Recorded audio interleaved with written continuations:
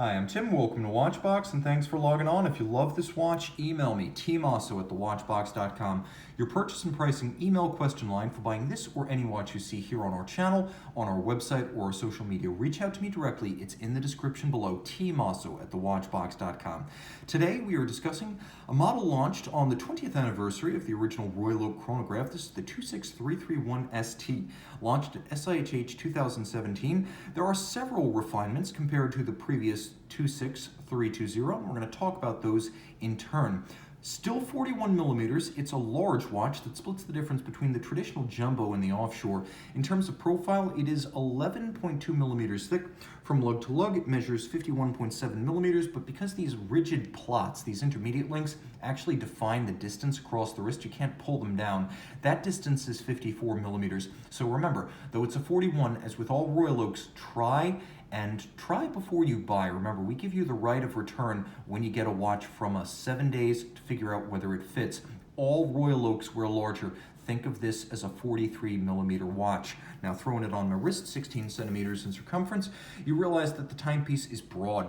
That 54 millimeter end link to end link span wears pretty much true. The timepiece feels more like a baby offshore than a larger Royal Oak, but note that it is still elegant and thin, so it has that very much in its favor. This is a watch that easily fits underneath the cuff, but I wouldn't recommend it for a wrist smaller than 15 centimeters circumference. Taking a quick look at the hardware, this is what you pay for. The watch features a Frédéric Piguet movement, which is outstanding. But if you want to know what AP's prime contribution here is, Gerald Genta provides the design, Frédéric Piguet provides the motivation in the case, but AP finishes this thing.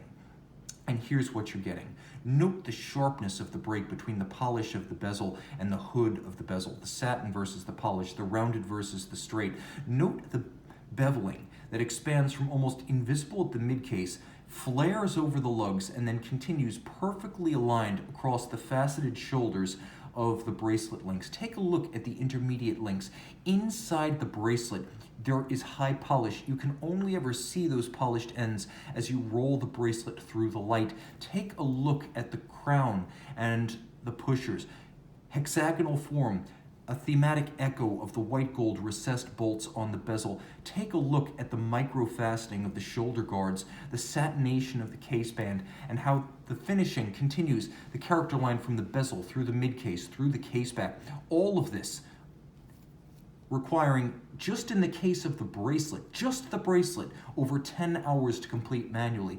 Now you can see the sides are vertically faceted. There are screws fixing the removable links, no pins and sleeves like in the House of Stern, and there are gaps on the underside of the bracelet to avoid pinching skin or pulling hair. The clasp on these Royal Oaks is now sufficient that I can say in good conscience, it is robust enough to be the clasp on an offshore. It closes sequentially. It has a massive chassis and swing arms that are both satinated and, as you can see, media blasted for an element of contrast where a few people are going to look, frankly. Closing them up, they close with a snick and a snap, and they open only by depression of the twin triggers. Rolling back to the case, you can see one of the traditional styling elements of the Royal Oak since the original 5402 has been the hairline expression of the bezel gasket as one of the styling elements, bringing a little bit of the machine outward. You can see that the case band is lightly faceted, another nuance of the design, and the bezel itself actually features a vertical satin portion, the rounded polished element, and then the vertical satin on the top. All of the bolts are slightly recessed, and when they are no longer recessed, that is always AP's threshold for bezel replacement. So whenever you're looking at a pre-owned Royal Oak or offshore, check to see if the bolts are properly recessed into the bezel.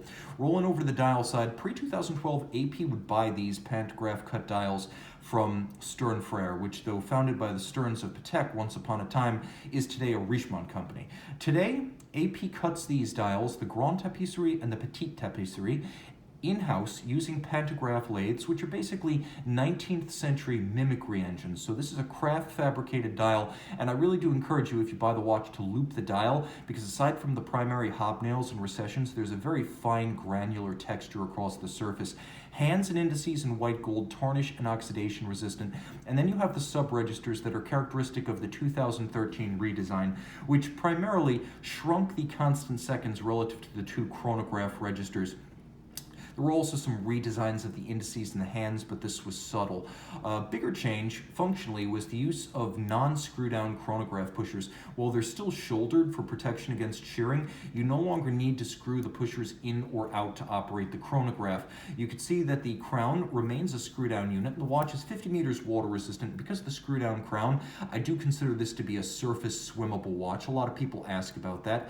The watch includes a quick set mechanism for the date. You can see I can rapidly cycle the date. Though the Frederic Piguet does not include hacking seconds, it has just about every other feature you could want from a high horology movement. Let's talk a little bit about what those features are. The caseback is simple, royal oak, polished and relieved against a blasted base, and then you have concentric satin finish around the edge. You can also see echoes of the bolts on the dial side.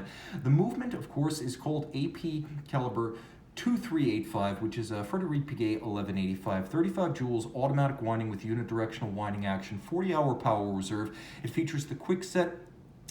It beats away at 21,600 vibrations per hour. It is 5-position adjusted like a chronometer would be, and because it is a movement built effectively by manufacturer Blancpain, Frederic Piguet, it is finished to a high horology standard with impressive manual detailing, so though you won't see it, know that what's in the case is worthy of the watch. It also features a vertical clutch and a column wheel, and you can see the vertical clutch means it will never jump when you start the chronograph seconds hand, and if you prefer, you can leave the chronograph running full-time. With a vertical clutch, there is no extra hazard wear and tear. The column wheel makes for crisp actuation. It is the more expensive, involved, and traditional way of building a chronograph, in contrast to the cam-based system. This is a watch that puts it all together, and provided you have the budget and the wrist, it is always the right answer. Email tmosso@thewatchbox.com for purchase and pricing details. And we're back in the dark with the Royal Oak chronograph.